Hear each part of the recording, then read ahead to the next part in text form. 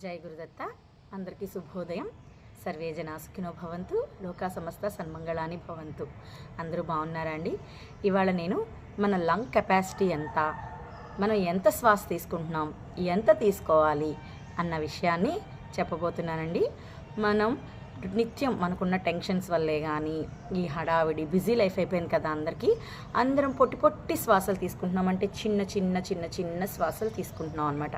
అంటే ఒక వానపాము ఏ విధంగా కదులుతుందో ఆ విధంగా తీసుకుంటున్నాం. కానీ మనం తీసుకోవాల్సిన శ్వాస నిడివి ఎంత తెలుసండి? ఇంత, ఇలా అన్నమాట, పెద్ద పెద్దగా. అలా తీసుకోవడం వల్ల ఏంటంటే మన శ్వాసల కౌంట్ తగ్గుతుంది. కౌంట్ తగ్గి విడ్త్ అంటే నిడివి పెరుగుతుంది. మన శ్వాస నిడివి పెరుగుతుంది. పెరగడం వల్ల మనం ఆరోగ్యంగా, ఒక్క శారీరక ఆరోగ్యమే కాదండి, శారీరక మానసికంగా కూడా ఆరోగ్యంగా ఉంటాం. మన లంగ్స్, మనకి 2 లంగ్స్ ఉంటాయి కదండి. ఆ లంగ్స్ కెపాసిటీ ఎంతో తెలుసా? 5 నుండి 5.5 లీటర్లు.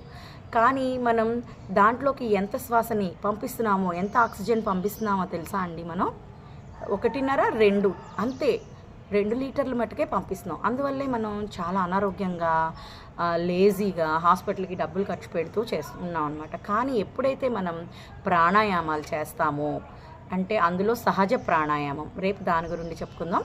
సహజ ప్రాణాయామం చేస్తామో ఈ శ్వాసల నిడివి, విడ్త్ అంటారు కదా, ఆ విడ్త్ అన్నది పెరుగుతుంది. అంటే మనం మన లంగ్స్ కెపాసిటీ పెంచుకుంటే ఎలా పెరుగుతుంది? ప్రాణాయామాల ద్వారా. అలా మన లంగ్ కెపాసిటీ పెంచుకుంటే మన శ్వాస విడ్త్ పెరుగుతుంది, అంటే నిడివి పెరుగుతుంది. ఇంకా మనం శ్వాసల కౌంట్ తగ్గుతుంది. దాని ద్వారా మనం ఆరోగ్యంగా ఎక్కువ కాలం బ్రతికే ఛాన్స్ ఉంటుంది. ఓకేనా? అందరికీ అర్థమైంది అనుకుంటున్నాను ఫ్రెండ్స్. నమస్తే. Please like, subscribe to my channel. నమస్తే, బాయ్. జై గురుదత్త.